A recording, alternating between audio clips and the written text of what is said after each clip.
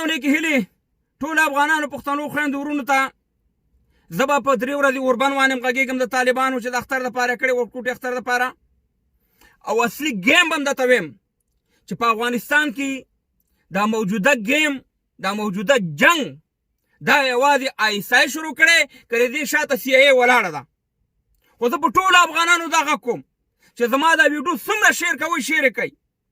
زه تاسې نه مننه کوم تاسې زما ویډیوګانې ډېر شیر کوئ چې په عام سنګر کې طالبان د دې ګیم نه خبر شي عام افغانان د دې ګیم نه خبر شي چې دا کم موجوده جنگ دی په افغانستان کې دا د افغانانو د اسلام ضرورت نه دی دا د سی ای د آی اس آی ضرورت دی زما دا ویډیو شیر کړئ او طالبانو ته ورسوئ دا تاریخ هم یاد ساتئ تاریخ 10 تاریخ د 5 میاشتې 2021 اتیشتمه روژه ده زه باچا کاموال که زما دا خبره دروغ وخته ما تاسې اعدام کوي طالبانو که زما دا خبره دروغ وخته او مړم زما په قبر مې تیز وکړي طالبانو موږ ستاسې 3 ورځې اوربن ته هرکلی ویو موږ دپاره 1 ساعت اوربن هم چې دی موږ دپاره غنیمت دی زموږ د یو افغان بېګناه ژوند خو به وژغورل شي موږ تاسې نه مننه کوو چې کوم په بغلان کې تاسې د ملي اردو والا عسکر را پرېښودل خو موږ د 3 ورځې مسلمانان نه یو موږ پلار په نیکه په غور نیکه مسلمانان یو موږ دایمي مسلمانان یو موږ دایمي اوربن غواړو نن به که ته چې د دایمي اوربن وکړي دا افغانان به ستا په غاړه کې ګلان اچوي او که دا موقع دې د لاسه ورکړه طالب جانه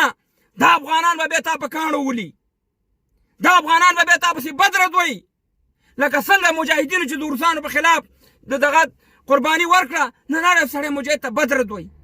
دا ولې ځکه هغې وایم دا زموږ خبرې بدې لګېدي زه تاسو ته په دې ویډیو کې ټول پروګرام ښیم چې دا د سی ای ای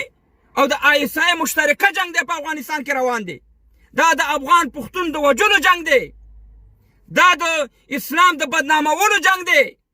دا په مشترکه پروګرام سره کیږي که دې چېرته مسلمانان په یو ځای کول غوښتې او افغانستان جوړول غوښتې خو چې د طالبانو د امریکایانو روغه کېده خو د افغانستان حکومت بیا ورسره یو ځای کړی وی که نه ختمه وه دا قصه خو نه غواړي چې دا ډرامه ختمه شي په دې دې ماغه خلاص که طالب جانه چې د افغانستان نه تیاري اوچتېږي او ابټاباد کې بن لادن وړي د منځه نو ستا اډې چې په کوټه کې دي او په ابټاباد کې دي او په کراچۍ کې دي او په وزیرستان او د پېښور شورا او د کوټه شورا دا نشي شته والله چې په یو جمعه کې افغانستان کې د امن راولي چې دی وغواړي خو دا خو بیا دا لوبه بندېږي موږ نن راځو ټول پنجابیانو ته کنځلې کوو افغانانو ورونو دا غلط خبره ده نواز شریف هم پنجابی دی که نه ولې دلته راشړلی په لندن کې ناست دی ځکه د پاکستان چې دی دا د امریکې او د برطانیه مشترکه جایداد دی د دې په امر باندې کینی او پاسیږي خو موږ افغانان په دې باندې اوسه پورې ماغزه نه دي خلاص راځئ چې په تاسو باندې دا ویډیو وګورم د امریکې یو چارواکی په خبرو کې څه وایي او بیا ورسره حمید ګل څه وایي دا دواړه تاسې واورئ تاسې سره بیا زه خبرې کوم خو طالب جانه یاد ساته دا زما ویډیو که دا خبرې زما دروغ وختي که مړم خو ویې وایي چې خدای دې هغه دنیا بدترین دوزخ درکړي او که چېرته دا خبرې مې رښتیا وي نو راته به ووایې چې خدای دې جنتونه نصیب که باچا تا خو دا خبرې زموږ د پیدې کولې دا ویډیو وګورئ احتمالي تاثیرات ولري په پاکستان کې د طالبانو د اډو شتون څه پټه خبره نه ده ډیر خلک دا پوښتنه کوي چې ولې امریکا هیڅ کله د طالبانو د دغو اډو په وړاندې جدي اقدام ونه کړ زما په فکر ځواب دا دی چې پاکستان یو خپلواک هیواد دی او موږ د پاکستان له حکومت سره له نږدې کار کړی چې شمال لویدیځه ولایتونه د طالبانو له اثر رسوخ څخه خلاص کړو چې طالبانو د دواړو هیوادونو په پولي ورباندې تګ راتګ کوي دا یوه لویه ستونزه ده چې باید د امریکا د حکومت په پرتله پاکستانی حکومت باید اقدام کړی وای سر پاکستان کی اسٹیبلشمنٹ جمہوری حکومتوں سے زیادہ حکومت کرتی رہی ہے کیا یہ سچ نہیں؟ اس میں شبہ نہیں، بالکل ایسا ہی ہے. فیصلے لینے کے لیے کبھی اسٹیبلشمنٹ نے کسی سے پوچھا ہے آج تک؟ اسی لیے امریکہ جو ہے وہ ڈکٹیٹروں کو پسند کرتا ہے ایسے ممالک میں، کیونکہ ایک فرد واحد نے فیصلہ کرنا ہوتا ہے. تو پاکستان کے اندر وہ آرمی چیف کو بہت اپنی مرضی سے جو وہ یہاں آرمی چیف نہیں بنتا، اگر آپ سمجھتے ہیں کہ वैसे ही हम बना सकते हैं, ये हमारा अंदरूनी मामला है, ऐसा नहीं होता। सर, आपको पाकिस्तान में आर्मी चीफ बनाया जा रहा था एक दौर में और मशवरे जारी थे, क्यों ये फैसला नहीं हो सका कि आप पाकिस्तान के आर्मी चीफ बन सकते हैं? अमेरिका को पसंद नहीं था, इसी वजह से नहीं बनाया गया। अमेरिका ने इनकार कर दिया आपको आर्मी बिल्कुल, चीफ ये तो बनाने से? जाहिर है, हर कोई जानता है। मिठाइयां तकसीम हुई जब मैं नहीं बना,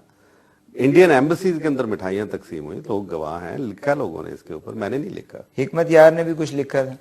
हिकमत यार साहब की किताब में भी है जिक्र के गुलाम इसाक खान ने कहा कि अमेरिका पसंद नहीं करेगा। हिकमत यार ने लिखा